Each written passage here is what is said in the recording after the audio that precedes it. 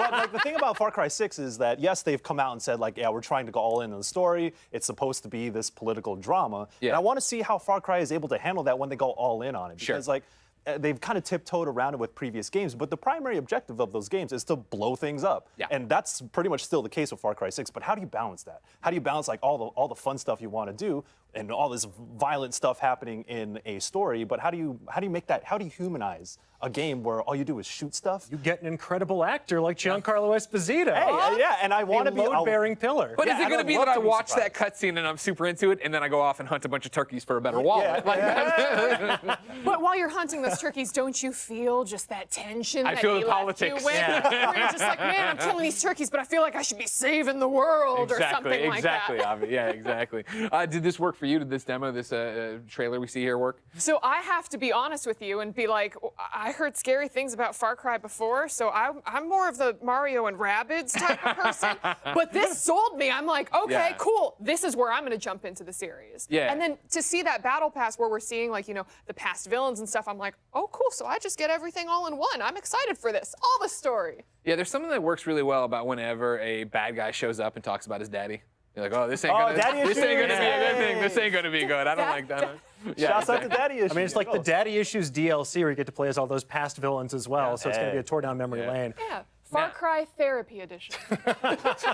Now, Dan, of course, everyone here at E3, on camera, off camera, behind the scenes, working night and day to make sure we give the best presentation. They made sure to have a camera on you. Oh, no. And apparently when the Avatar game happened, you heard Jackie and Golden Boy talk about the fact that everybody went wild. It wasn't everybody, it was you. I think it was an understated Can reaction. we see this clip? Do we That's have this typical. clip ready? Look at there, look at this, look at this. Now, we can't play it because there are so many curse words. Meanwhile, Avi's stunned.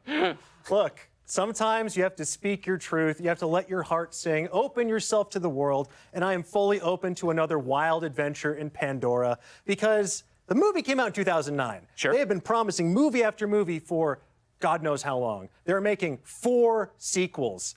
So, I don't know, James Cameron believes in this so wholeheartedly. He's been like, hey, I've been at the bottom of the literal ocean. All I care about is Avatar, and all you should care about is Avatar. So I'm going to place my trust in James Cameron and the fine folks at Ubisoft to deliver an adventure worthy of that level of spectacle. Sure. I'm just shocked that it's actually a thing because it feels like an old wives' tale anytime you hear mention of an Avatar sequel. So I'm just happy that one of them is actually real and tangible. Yeah. That would be the takeaway from it, and I think that was what I walked away from it. As somebody who saw the movie, I think with Damon, years and years and years and years, another lifetime ago when we would go see Metreon movies all the time, right? Like, it's not a series that I've looked back at and been like, oh man, I can't wait for more sequels, but watching the gameplay of it here, right? Going through the open world, seeing them already start to mix that up and how beautiful it looks, I'm excited to see what they do with the franchise. It looked very pretty. Yeah. I am not being paid to be here today. It's going to be difficult for me to muster enthusiasm for the Avatar game. So beyond Far Cry, what got you? Mario plus Rabbids. Yeah. Love the first game. It looks like they changed the battle system this time around, though. Did you guys notice it's not grid-based anymore? Yeah. You can free roam around your circle of movement there. Also, it seems to be based on Mario Galaxy. Yeah, you got the shines in there. You got We have Rosalina in there too, and I love the Rosalina Rabbit. We're just like, I gotta get out there. A powerful vibe. I'm not gonna go do this. And I'm like, oh, cool. That's me, getting up every single morning. I'm like, I can relate to this. Let's get into this game. But it looks so cool. Yeah, I love it when you can see Mario just duff someone out straight up. Yeah. I was saying earlier, it's like when Mario gets violent, I'm like, oh dang, he's angy now. He came out of that ship fully strapped, dual-wielding pistols. Yeah. He is not messing Hey, around. Relax, my guy. And I think, as we watch it right now, this is one of the things I think Ubisoft did well. We've talked about this coming in that, that they have an hour-long presentation here. And again, it is off the back of a pandemic year and still being in a pandemic. So it wasn't, hey, here's 24 games. It was, hey, here are games and here are good looks at them, longer looks at them. Michael, did that work for you? Because obviously I know in the beginning you get into these situations of you're watching something like Rainbow Six Extraction. You're watching something like Riders Republic. And if that's not your kind of game, obviously you're like, okay, cool. But I thought they did a good job, especially with Rabbids, of here's a trailer, here's us talking about it, and here's the gameplay for it. I think that's important because it shows shows that they're very serious about this game that they're making. It's not just another game on a slate of a bunch of other ones. Yeah. So like going all in on Riders Republic. Shouts out to Blessing Adeoye Jr. I know you're hyped up for Riders Republic. Oh, actually, good point. I'm sorry. I was reacting to Riders Republic with Blessing on Kind of Funny. Ah, damn, And I TFCI. brought up the fact that you told me that he needs to be better about doing his utensils. Whoa, hey! He said you have to be better about getting the styrofoam out of the house. So Yo! just putting it out there. Beef Putting it 3, out there. yo. When I got back home, we're beefing. Okay, just Yeah. making sure you knew. Just making sure. Okay. Settle it on the mountain. It's a lot of tension. Oh, I'm shamed. Avi, I got about 30 seconds, but I want with pre-show. You saw a bunch of little games. What Oh were my the ones gosh, that stood I out had to you? write them down because they were so cute. So there was Bravery Network Online that looked really cute. It had like Scott Pilgrim-ish art style, and it's like a strategic turn-based game that looked cool. Cannot pronounce it. Dorfromantic, which is like Nailed it. world You crushed building, it. You calm. crushed it. Was super cute, but there were a lot of like these cute indie games and smaller games that were coming out. Brawlhalla had, I think, Yeah. TMNT joining them. Yes. So all of these updates and stuff that are coming, Yeah. I'm like, ooh, okay. Yep, I'm gonna yep. check this stuff out. Yeah, we even ran out of time to talk about Assassin's Creed Valhalla having more stuff and promising a second year of support, which is not something they usually do. But Yeah. very, very cool. There's so much to talk about here at E3. But fans were, of course, disappointed last October when the news came out they were going to delay Far Cry 6. With the first look at gameplay a couple weeks ago, reigniting the fans' flames for this franchise, the developers joined forces with our partners over at Reddit for a Q&A style AMA.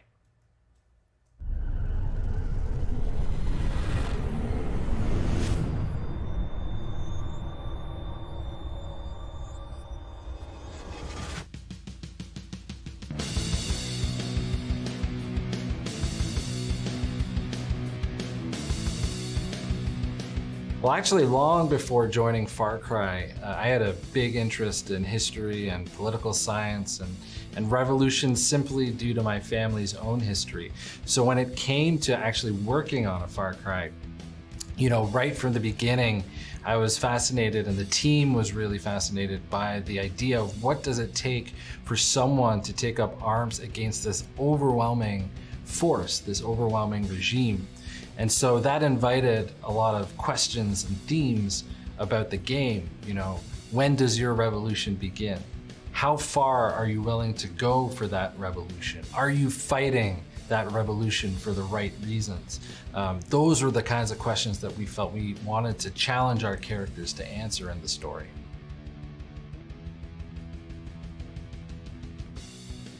Finally, I get to answer the question, what is the ending of Far Cry 6? Well, it's really simple.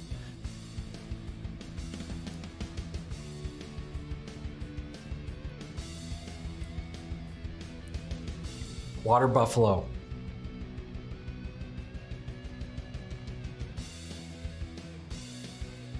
I think it's super difficult to boil that down to one thing.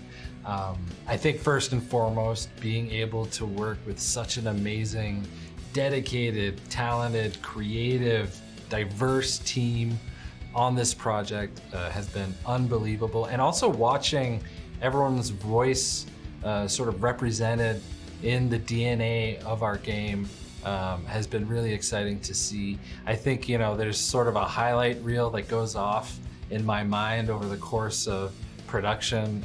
Everything from debating the tiniest script detail in our writers' rooms to trying the Exterminador Supremo backpack for the first time, a controller in hand, to our last day of performance capture with our amazing cast and crew, and also just all the amazing moments with our collaborators, our experts, our consultants who joined us to make this epic, meaningful story that had something to say. I have so much to be thankful for. There's way more favorite moments in the course of this project, but that's just a few of them.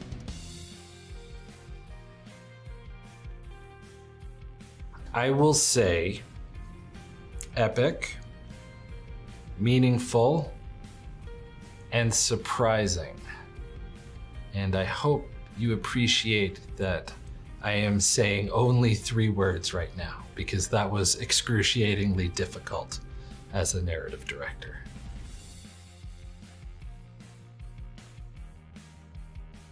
We really tried to approach this with the idea that every Far Cry sort of has its own story and its own world.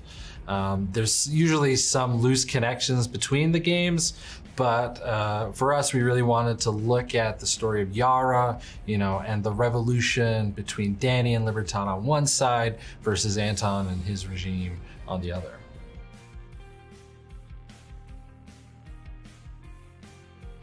It actually really depends on how you play. Right from the start, you're really going to be able to approach the campaign however you choose.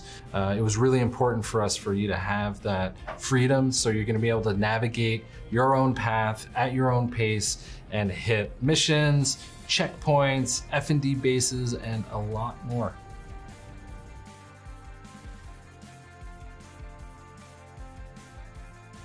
I think something that was new for us and something exciting for us to bring into the brand was this idea that you would have these moments with Anton and Diego where the player wasn't there, that we would have these throughout the game, and you'd get to see the revolution really from Anton and Diego's perspective.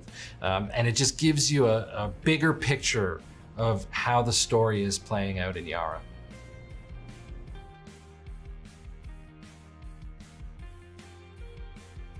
There's a lot to unpack there. The first thing is, Reign of Diego is a fantastic name for a Far Cry, but I am not falling for this trick. However, the previous question is super interesting, which is, how did we land on this notion of family in Far Cry 6? I think what was really interesting for us to explore was this notion that how can a dictator commit such horrible human rights abuses against their own country while simultaneously talk about how great a father they are? That was something we really wanted to mine. And also with the notion that over 50 years the Castillos have had some hand in Yara's politics and his future. And I think this notion of inheritance came up, and the idea that, Anton really believes that Yara is his.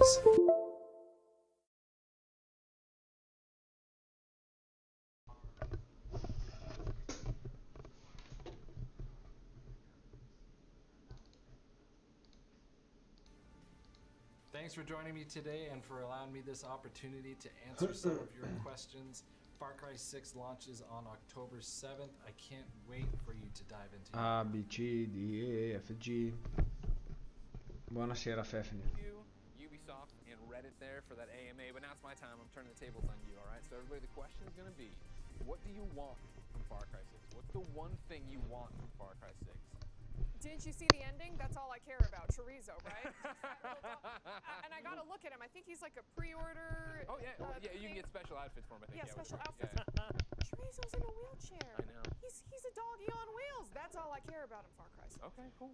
Wiener dog on wheels. Put it up there. Damon. That was a joke, but actually the real ending probably is you just get to chill out with chorizo. And like in the story, Sure. well, the villain has been defeated. Now I can retire and just relax with chorizo. See, I think that's a fake out, because a lot of Far Cry games, if you just chill out at the beginning, there's like a false ending. You can beat the game in 5 minutes. So in that one, Chorizo just lulls you into a false sense of security, then brat, game over. Oh, wow. He was from the inside the entire time. He's a double Chorizo is a agent. big heel turn. I'm sorry to spoil this, Gosh, but wow. I didn't see that one coming, Michael. I want Far Cry 6 to say it with their chests. You know what I'm saying? So, like, you have the narrative director front and center. Yeah. Not many games do that. And he's out here saying, yo, it's going to be meaningful. We're trying to say something. And I think this is a very deliberate move for Ubisoft to put him at the forefront to tell everybody, like, yeah, we are serious about this. So whatever it is they want to say about in their game, I want them to say it with their chest. And see, that's what I want too. Like when I'm thinking about this, what I want is the narrative to hook me, and I want it to go places that Far Cry doesn't necessarily go before, right? I think Far Cry often does a great job of punching you in the face and giving you a great setup, and then for me personally, it doesn't work. And I'm thinking specifically about 5. I thought 5 opened so strong, but I fell off in terms of what I was doing when I was going in. Right. So I hope 6, really drives that home, sticks with it. seems like they built a really expansive world, at least from a narrative perspective, and I hope the mission design sort of lives up to that, because sort of the problem you have with sandbox games sometimes is running through that feeling of repetition, like you're doing the same thing over and over again. And I feel like you have so much potential here. So Che ora yes, I è understand some developer? things are going to be repetitive by nature, but hopefully we get more variety this time around as well. I don't need it. Damon and I will just clear out posts. Yeah. Outposts. Do you guys want some more Ubisoft insights? Well, you're in luck because we've got some info straight from Ubisoft ora è with the help from developer? our friends at PC Gamer.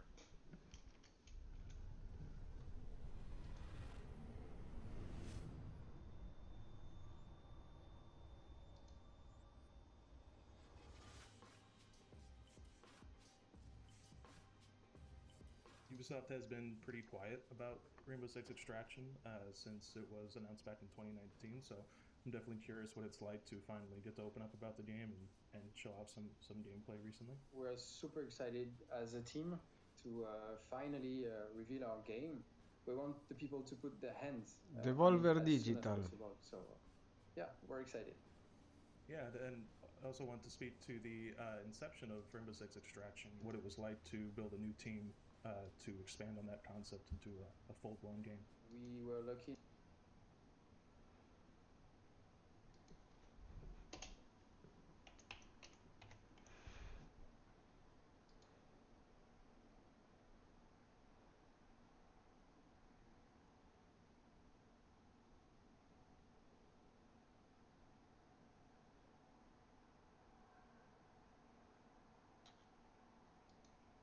Quando inizia Devolver? Tecnicamente alle 10:30, però non lo so. Sì, dovrebbe iniziare adesso. Noi comunque stiamo tenendo d'occhio, ma per adesso non appare nulla.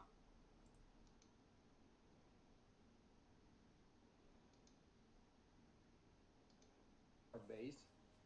It's a tactical game because it's a Rainbow Six game. It's a first-person shooter. Non è ancora iniziata. And, so you're doing Sono in ritardo. what we call incursions.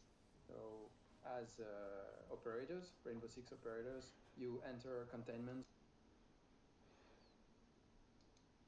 Been listening to your feedback, and it seems like some of you are more into games while others are more interested in movies and TV. So we got to thinking about it and decided, why not both? Our main channel will still bring you all the biggest 30 news, minuti a reviews, previews, Gearbox. and on Stadia, and you will also be able to play with PC player, and your progression will also follow you whenever you play on Stadia or on PC. That's amazing. I know everyone's very excited about cross progression and crossplay. Speaking of that,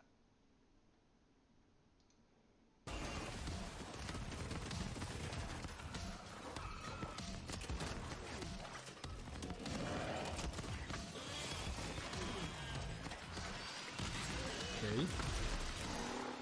Doom.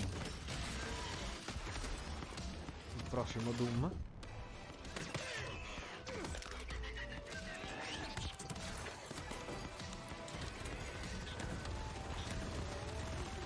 Questo è il prossimo Doom.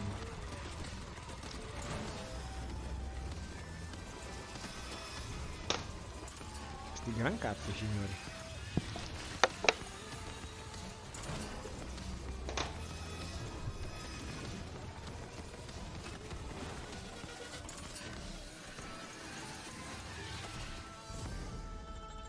No. Shadow Warrior.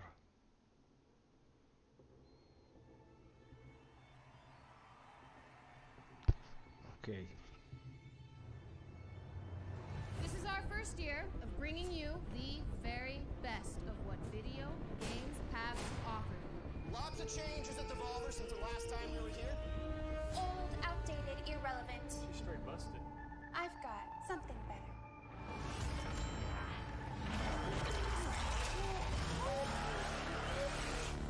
Today is only the beginning. The future of video games and the future. Cosa stiamo guardando, Fefni? I don't give a flipping freak about stupid live video game events. Hello. I need you to help me stop the feature. Come in on a million streams. Mine. Sure about that? This is the future, man. what's next? The future. So then, you know, we kind of wrap it up after that. I'm thinking it's like a 4-5 year deal. Huh? I mean, huh? right? I think It's shit garbage. Fucking shit garbage. I mean, It's a dumb idea that'll never work. And you're an asshole for thinking it up. Who thinks this shit it up? was me. I thought An this shit. asshole thinks this shit up. We're not doing a 4-year-long series of narrative videos about the futures, whatever the shit. Devolver Digital Cinematic Universe. You shut your fucking face. That was supposed to be me, right? My face. Is that even legal? All Devolver Digital new hires release wholly any work likeness attribution and/or image rights upon execution of an employment contract, clear as day. Basically, we can do whatever we want with your likeness, even if it is some stupid deepfake video abomination or whatever. Enough! Enough of this. You, less talking, more typing. I don't like it. The internet would never buy it. We produce video games at Devolver Digital, and damn good ones, I'm told. Now, get the hell out of my conference room and take your dumb movie idea with you. Yeah, but listen, it's not just a dumb movie idea. It's a multi-layered narrative universe. You don't understand. This is art. This is painting with light. This is cinema. Cinema. Well. Listen, Slimes, it is a goddamn white-hot arms race out there. A hype-eats-hype, media-fueled intimidation game, a boss mode, knuckle-fuck nut-kick. And we are falling way the mother-effing ever shit behind. Melissa, do the numbers. Yeah, so in the last... It's bad, people. Real type bad. We need a fresh perspective. Something wild. Something stunning. Something new but not too new, but new enough so that it seems new to those know-it-all know-nothings in the know, you know? Actually, ma'am, I think... No. Record scratch. What? Who are you and why are you making noises at me? Nina, ma'am, Nina Struthers. I'm an adjunct under-executive on the marketing team. I'm gunning for Synergy Officer one day. Why are you pouring the coffee? Because we need coffee. Grab it, Hackjaw. Nina, is it? Put the coffee down and talk at my face. Well, the thing of it is, a few of us were talking and... Monetization as a service. See? What he said. That's got to be the most ridiculous. Let's fucking do it.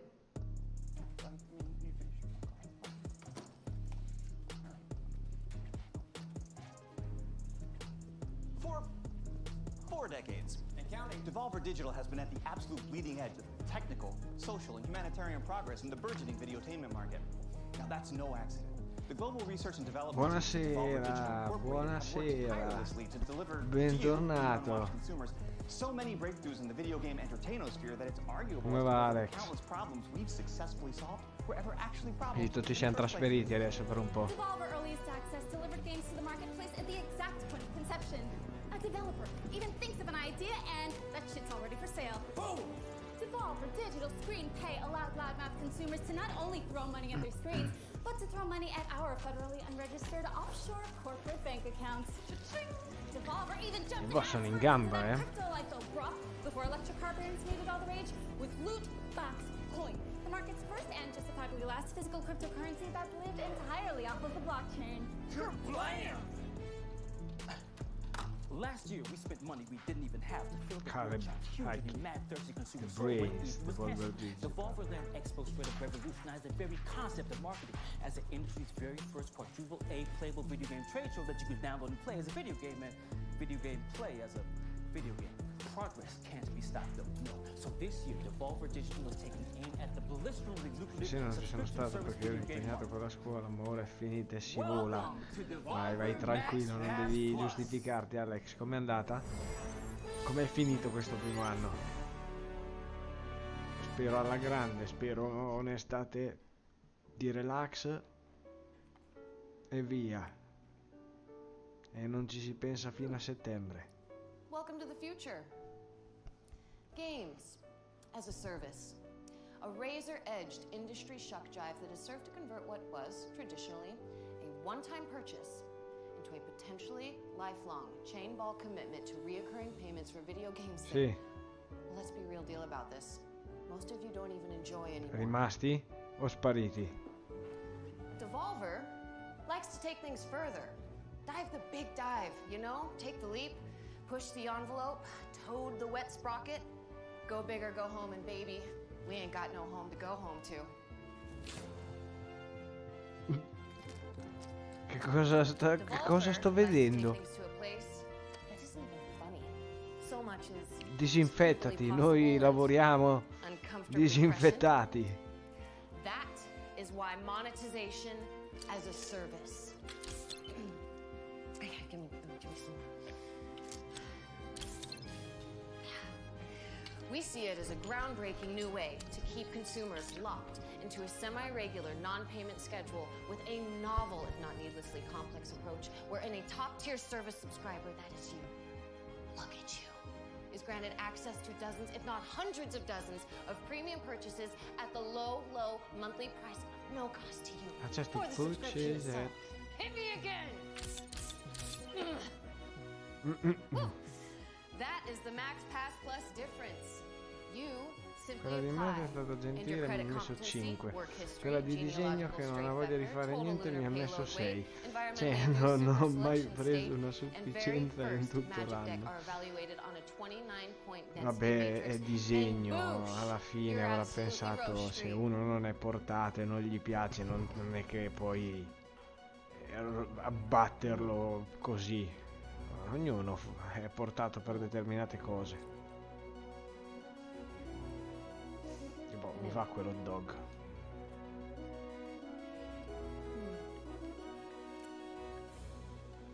From there, you are granted direct access to purchase anything in our constantly growing collection of video games and video game related junk for free.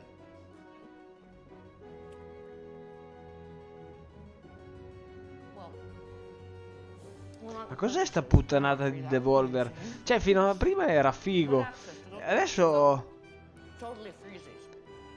sta vertendo verso come dire? Sta vertendo verso... Non era tipo il trailer di un videogame? Allora, no, questa è Devolver Digital, no?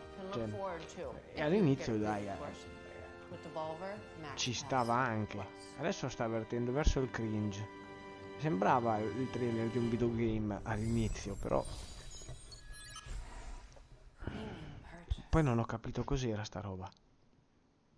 Devolver, Max, Pass, Premium, Purchase, va bene.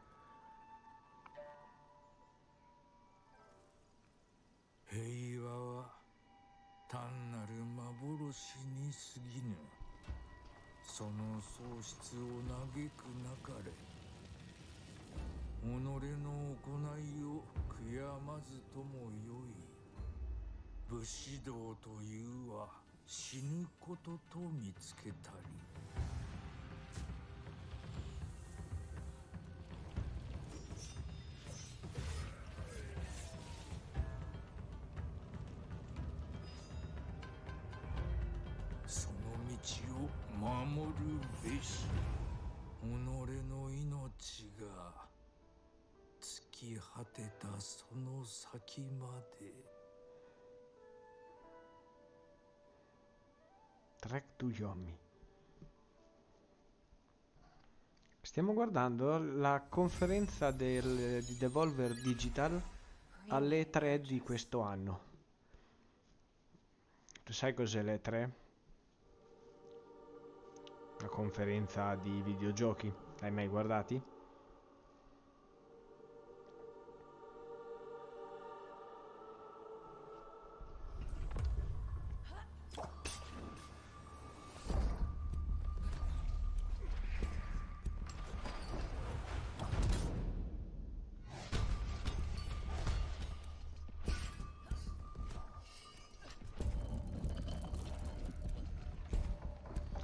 Praticamente ogni anno a Los Angeles si svolge una settimana di conferenze tutto sui videogiochi, quindi ci sono tutte le più grandi case di sviluppo e le nuove emergenze, le case di editrici, eccetera eccetera eccetera. Quindi partecipa, c'è la conferenza Ubisoft, la conferenza Nintendo, Square Enix, la conferenza di Microsoft, la conferenza di Devolver Digital.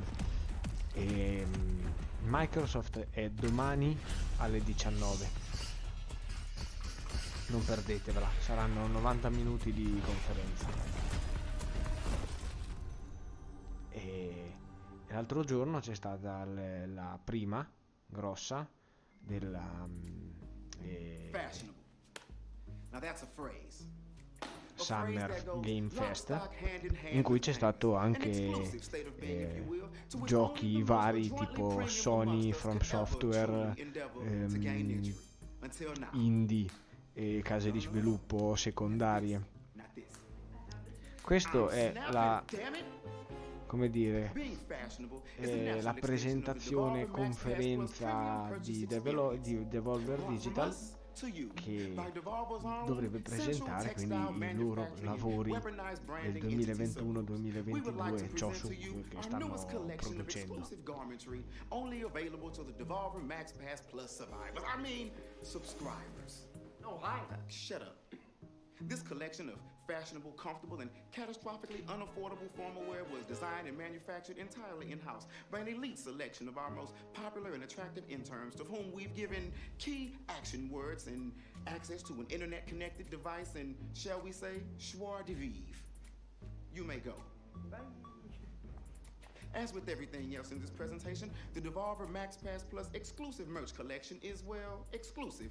Only available to subscribers in a premium purchase, not at all in the subscription fee you may. Ok, ma che cazzo me ne faccio di sto pass? Perché non sto capendo bene quello che dice. Let's take a deep breath and take a peek at these two premium purchase products that will be available to you soon. The adoring Devolver Max Pass Plus Survivor. Subscriber. Oh, man. Yeah.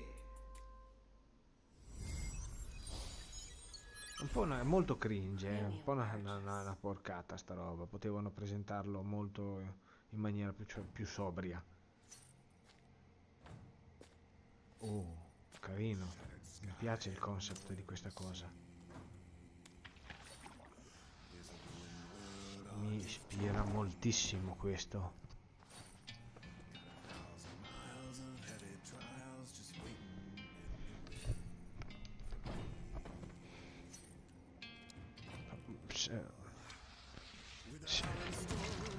Senti che brano.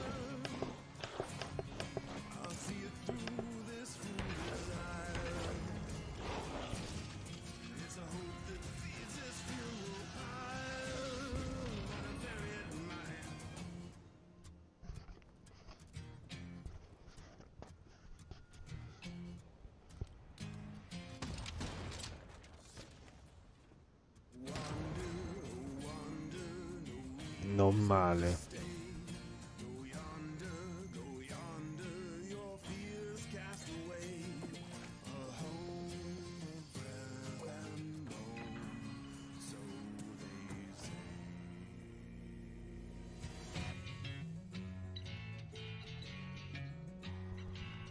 Questo è figo.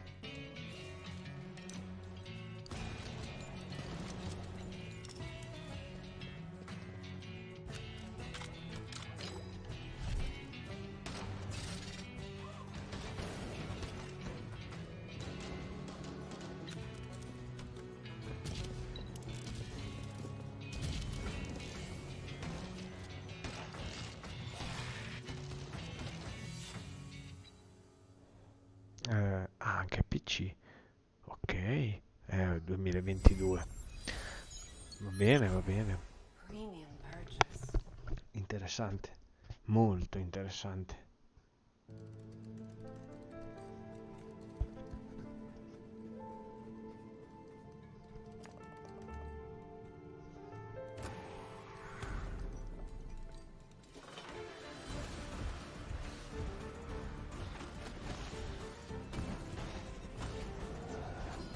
Fa molto questa modalità di gioco, in questi anni sta riprendendo molto piede. Stanno facendo un sacco di titoli con questa prospettiva, con questo tipo di gameplay, questi roguelike. Poi in realtà non è roguelike, questi sono GDR Adventure.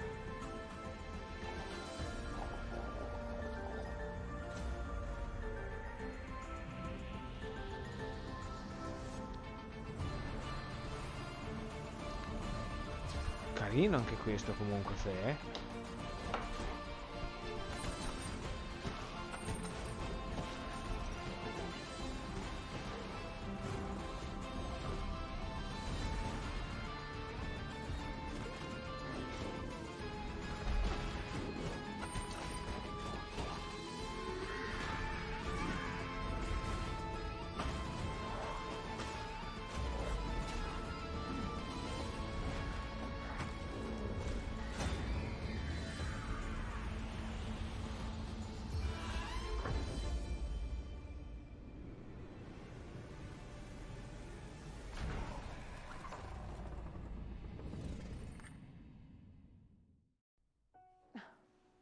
Since 1975, Devolver Digital and the many incredible developers we've partnered with have produced what can only be appropriately described as an imperial buttload of incredible games that consumers worldwide have purchased, never actually played, and then made public claims about the game's quality in order to substantiate their place in online conversations about whether or not an indie game is still indie if it has a publisher.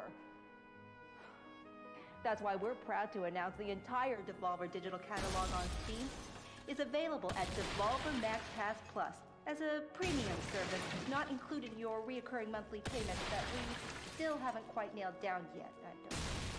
Each of these gems will be available at a reduced rate for a bafflingly limited amount of time, with discounts ranging from, why not, to fuck me, why are my pants wet? Think of it as a kind of thank you from an old friend that believes you deserve a premium experience.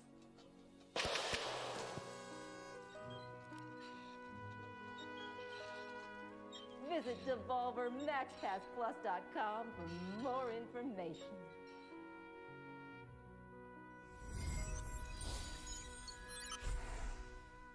Premium purchase.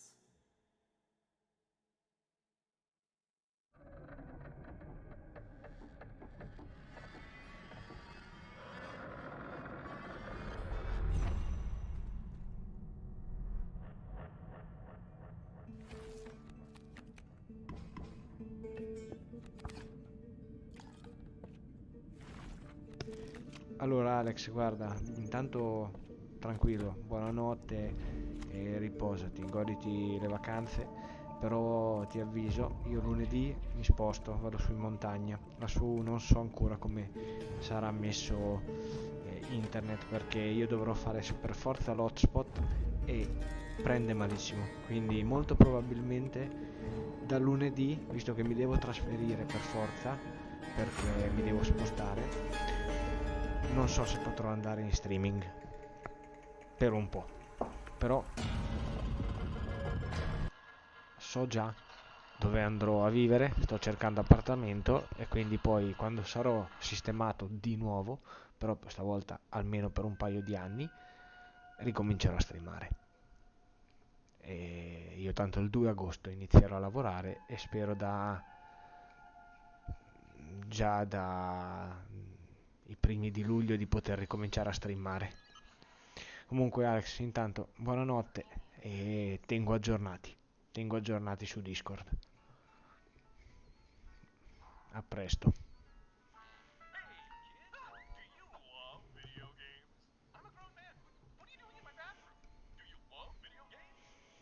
Non lo so, Fefnil. Allora, un paio di giochi. Tanto Alex, io purtroppo ancora in questo momento sono un nomade. Non ho un posto sedentario. È bruttissimo, però finché non inizi a lavorare. Però a presto, Alex. Buone vacanze.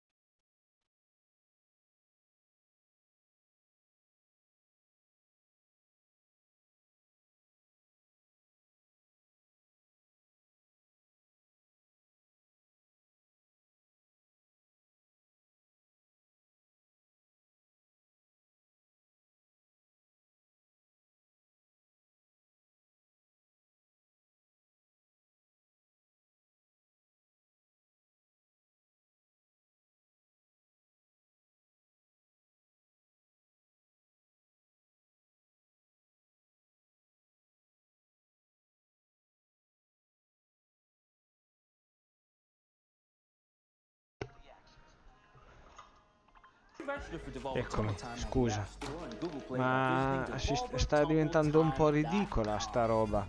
Allora, Wizard with Guns e quell'altro giochino subito dopo mi ispirano, mi interessano. Probabilmente quando usciranno, se riuscirò, li proverò. Però si stanno rendendo abbastanza ridicoli, cioè basta, era figo all'inizio, ma non mi sta piacendo, mi sta annoiando un botto sta roba, cioè non mi fa ridere, non mi... un tipo di comicità che non trovo minimamente utile in una conferenza di videogiochi, cioè non col livello di serietà che c'è adesso e non dopo le conferenze degli altri, una roba del genere. Un po' sì, ripeto, all'inizio era carino, divertente, però poi dovevi far vedere i tuoi prodotti diverso da così. Questa roba io la trovo personalmente ridicola. Poi che i giochi siano belli è un altro discorso, infatti non critico quello. Demon Throttle by developer Doinksoft, Demon creators of Gato Throttle. Roboto. It's coming E to che the cos'è? Nintendo Switch as a physical box set and only a physical box set through our good friends at Special Reserve Games. Oh, you heard me right. Demon Throttle will not, I repeat, will not be available in any digital format and is only available for you to purchase as a retail product and put on your shelf and to never play or to sell at ridiculous scalper prices to anyone who missed out on its initial offering starting today. Check a look.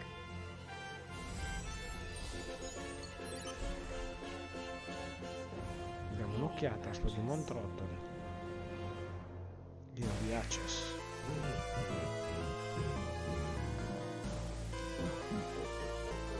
Early Access, beh, carino come cosa. That demon just my way. Or something.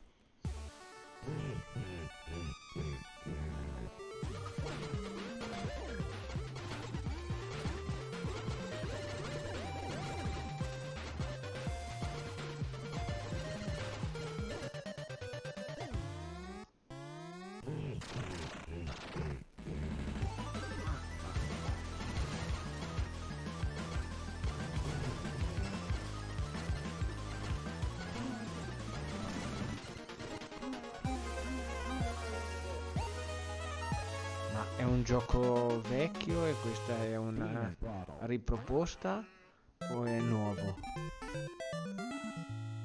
Huh? I mean, right? I love it. It's good.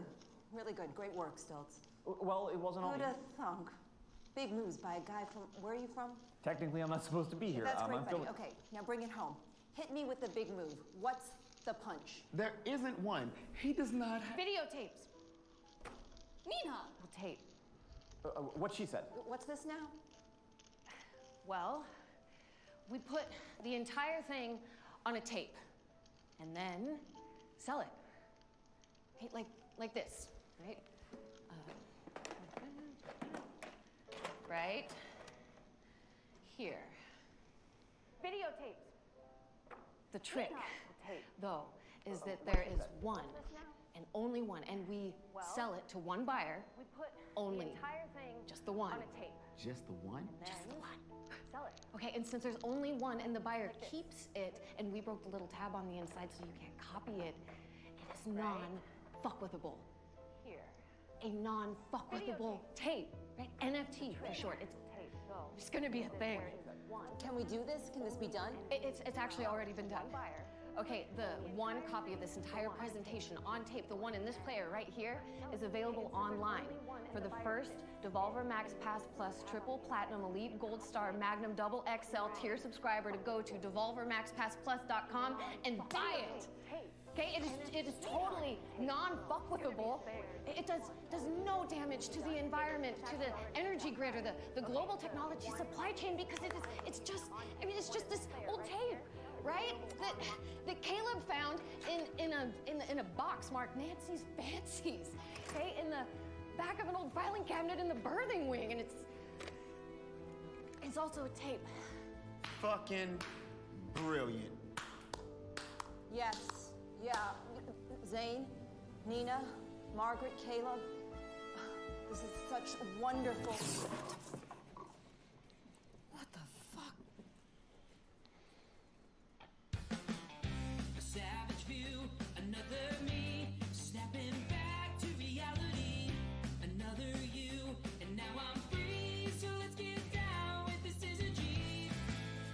vabbè, ma se è nuovo ma è retro, me immagino anch'io. Boh, non lo so, potrebbe anche starci, Non mi entusiasma tantissimo però la grafica che hanno usato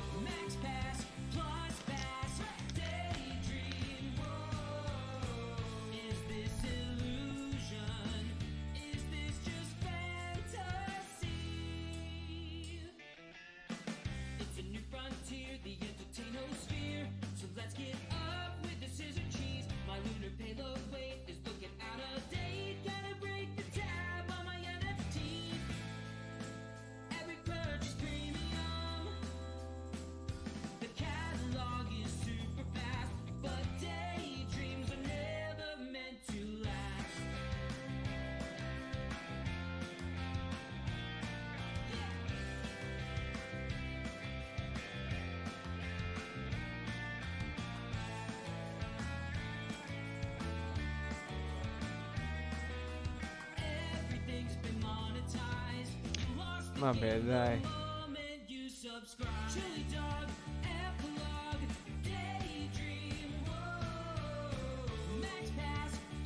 Che lavori enormi comunque che ci sono dietro.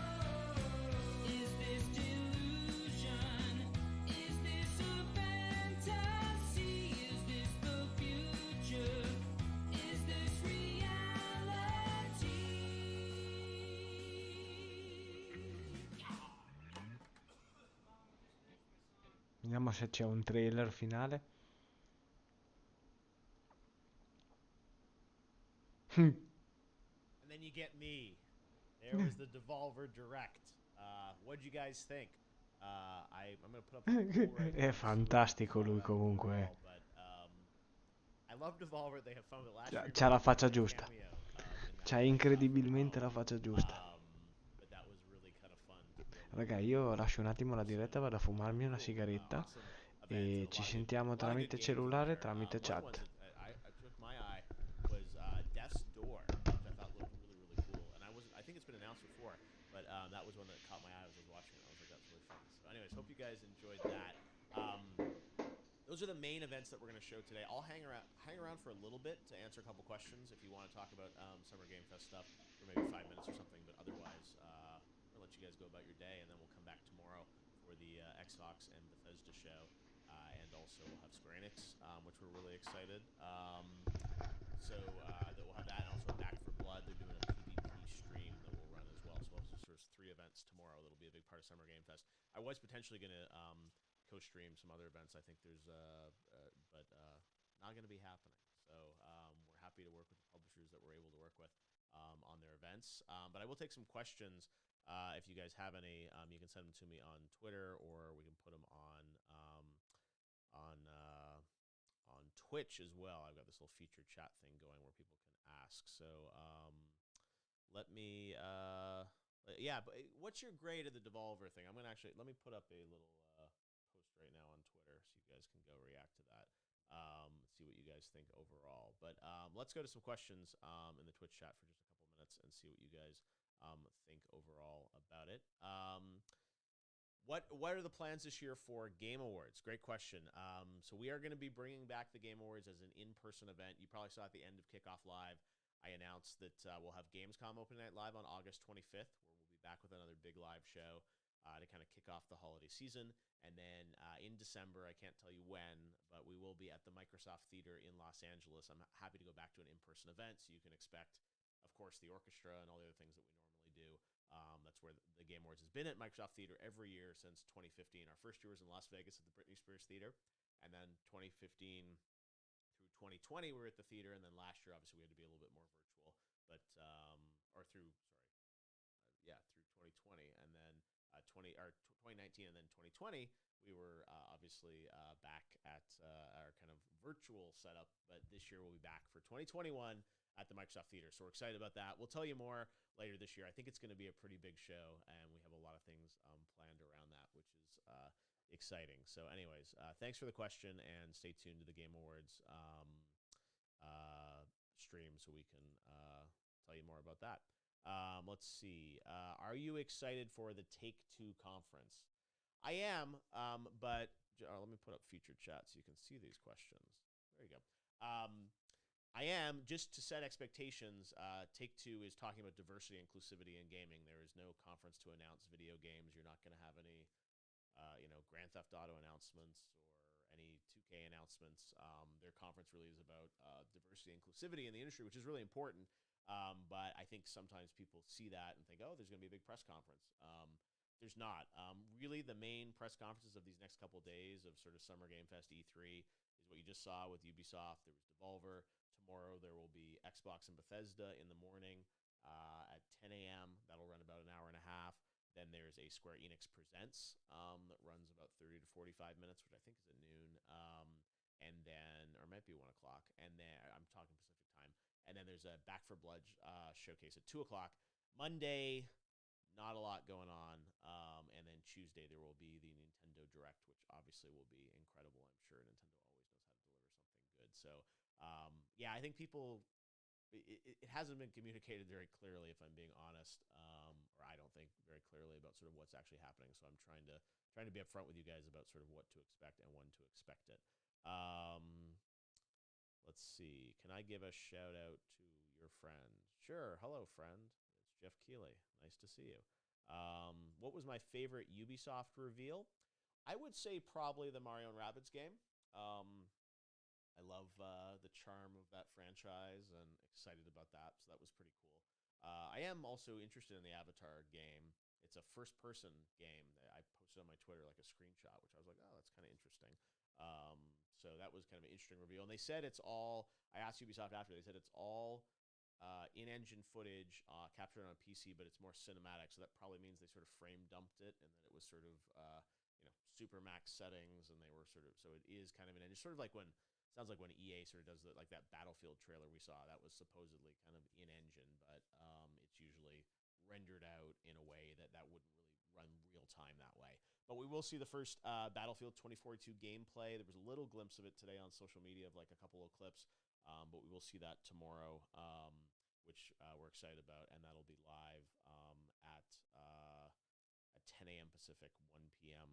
Eastern. Also, we're kind of still recovering from the excitement of the Summer Game Fest kickoff. The Elden Ring trailer, which I won't run again, but we're really excited about that one, was really good. And obviously, Death Stranding Director's Cut, which was amazing as well. But today, I think the big news for me was definitely the Mario and Rabbids announcement. And before we go, let's watch that trailer again, the cinematic trailer, because anything Mario related is fantastic. Check it out. Ubisoft. A spaceship with rabbit-like ears zooms past. On board, Mario stares at a screen. We are now approaching our destination. Rabbid Peach sneaks up on Mario and takes a selfie with him. Her eyes widen, looking at the screen. Outlines of Luma and Rabbid appear. Their DNA coding is scanned, revealing the two as a match. Mario looks down at the console.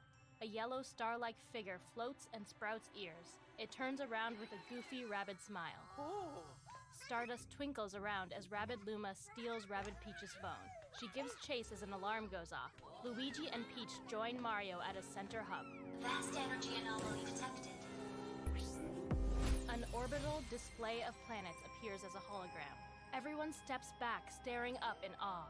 With a toothy grin, Mario's spark hovers in the air, chasing holograms of other sparks.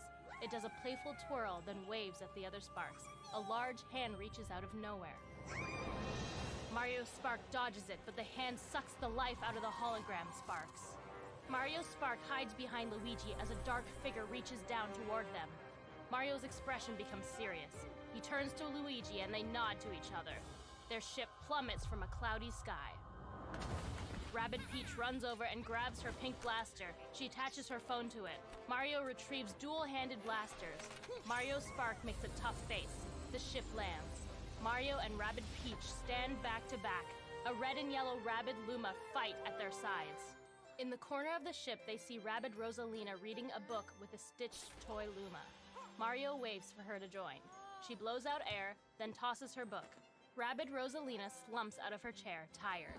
The yellow Luma trails behind Mario as he heads for the door. Rabbid Peach and Rabbid Rosalina follow with their own Rabbid Lumas. Outside, leaves float past a row of trees. Luigi and Peach stay with the ship as the Rabbid princesses venture off with Mario. Mario stops suddenly, then turns and looks up. From the sky, a large enemy sticks the landing on the spaceship. Rabbids dressed in blue cloaks approach from behind with bob-ombs. Rabbid Peach's spark warns Rabbid Peach. She turns to see zombie-like Rabbids approaching. The large enemy on top of the ship looks down and laughs as the enemies surround the heroes. The smaller enemies make fists next to the bob-ombs. Rosalina looks up above the spaceship. The dark figure from before towers above all, sprawling out purple tentacle-like streamers. A white star clings to the neck below its spiraled face. Forming into a line, the heroes wield bows, blasters, and Rabbid Rosalina's Luma toy slingshot. They charge forward. Words appear. Mario Rabbids, Sparks of Hope. Mario and Rabbids Sparks of Hope. That is coming in 2022 to Switch. All right, guys. Well, that's going to do it for today. I'm really excited to come back tomorrow, which will be a big day with the Xbox and Bethesda Showcase, so I will be streaming that. So we'll start a little early on that one because there's a big day. Lots of good stuff is going to drop. I think you'll be very happy with some of the content that they've got in there. So make sure to tune in for that. Have a great rest of your day, and check summergamefest.com for the calendar of events and things that are coming up over the next few days. And of course, Summer Game Fest will continue along a little bit after that. We've got the Sonic Symphony Orchestra and a bunch of other things, so make sure to tune in. But thanks for watching today. Thanks for supporting Summer Game Fest. I really do appreciate it. And we're looking forward to seeing you guys again soon. Have a good night. Before we leave, I'll run that kick-ass hype trailer that I edited for last Thursday as a goodbye for today. And we'll see you guys tomorrow. Chat soon. As long as we stick together, we'll be fine. No, no. Hi.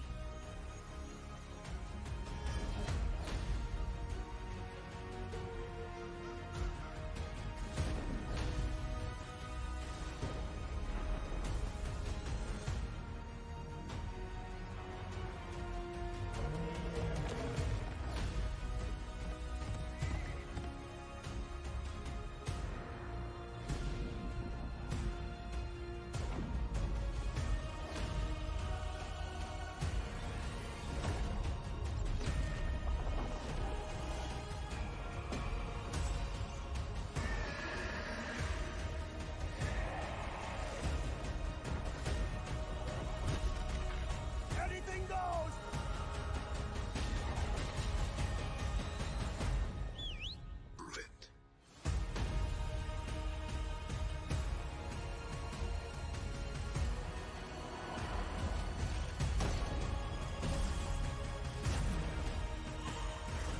You're not the only one with fancy moves, beautiful.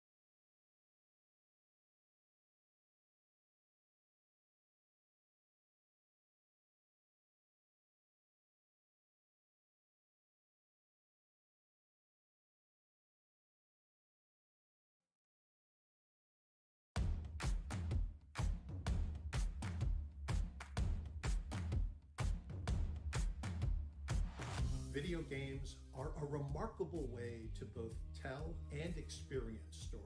They invite you to enter worlds of action, fantasy, terror, and wonder. Not just a member of the audience, but an active participant. They are stories that are shaped not only by the visions of their creators, but by the choices you make as they unfold. They are changed by you, just as you were changed by them. This year, for the first time, Tribeca has selected 8 games. We hope they offer you a brief glimpse into the ingenuity and artistic scope that games have to offer the world, and why they belong at the forefront of our conversations about storytelling, both now and in the future. We can't wait for you to play them. Horror stories are often about seeing our deepest fears and anxieties made real in the form of ghosts, ghouls, and demons. But in the survival horror game Signalis, the true horror lies not in the shambling monsters you find lurking in a subterranean bunker or an alien planet, but in what lies beyond the limits of human comprehension. Revelations so dreadfully that can shatter the mind. This is the cosmic horror of Signalis.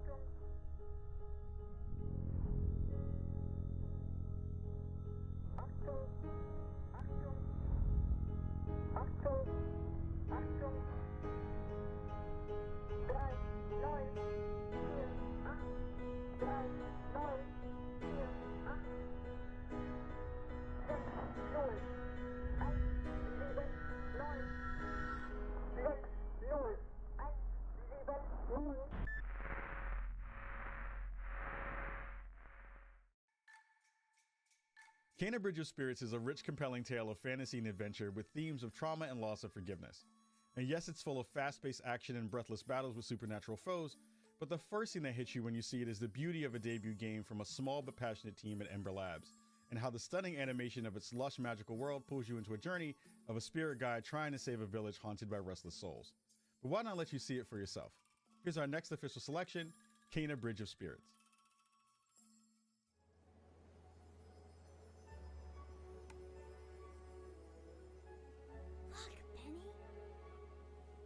Ground yourself. Feel the energy of the mountain. Draw on its power.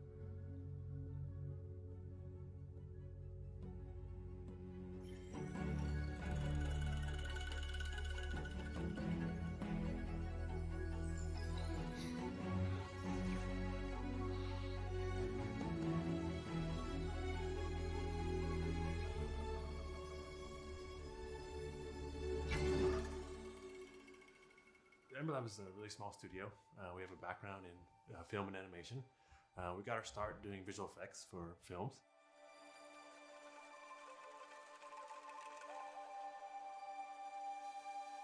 And then from there we grew into doing a lot of animated work for commercials.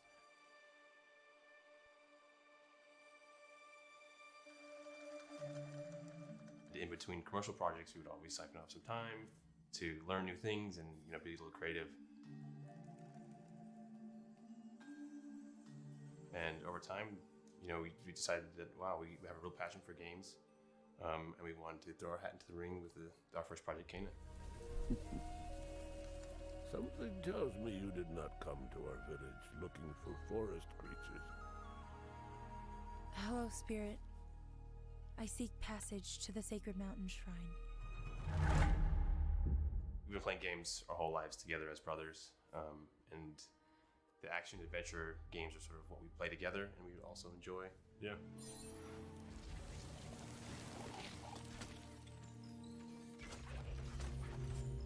We kind of had this idea of the rot being a kind of a force of nature that was maybe working against you. It was kind of the enemy initially. And then I kind of had the thought to flip it, where the rot become your companions.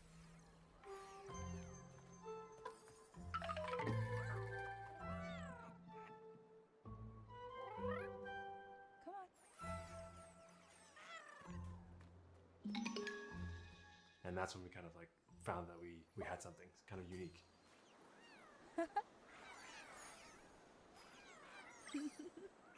Opened up a lot of cool mechanics, especially with the puzzles in the game.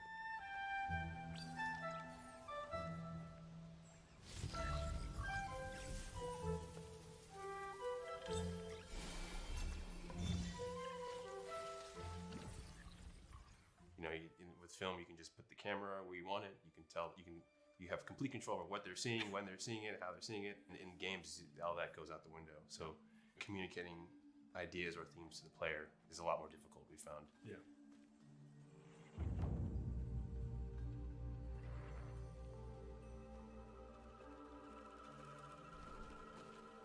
You have to be really sort of crafty in how you're getting communication to the player, especially when it's trying to do it through gameplay and not just like always through cutscene. One of Tara's memories. I should see where it leads me. We love creating immersive experiences, and we try to really think about atmosphere and tone a lot when we're on the game development side.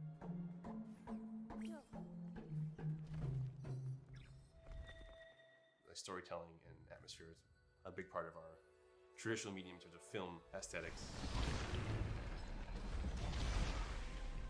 Just having the world be something that you want to sit down and explore and be a part of was a goal of ours from the beginning.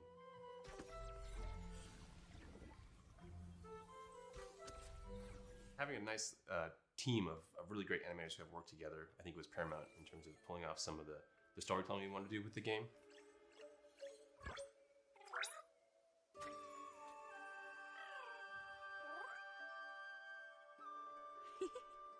We're actually making like a 45-minute animated movie inside of a game. Hi. We're really proud of the team. A lot of them come from the visual effects and animation background and kind of like converted their skill sets from the film and animation background into developers on the game side.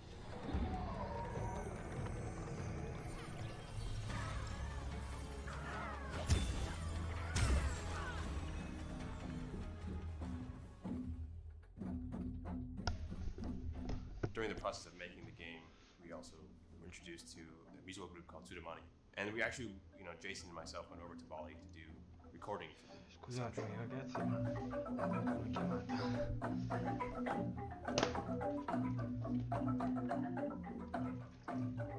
One of the things that's grown out of that relationship is Dewa is the composer, but his daughter Ayu is actually the voice of Kana.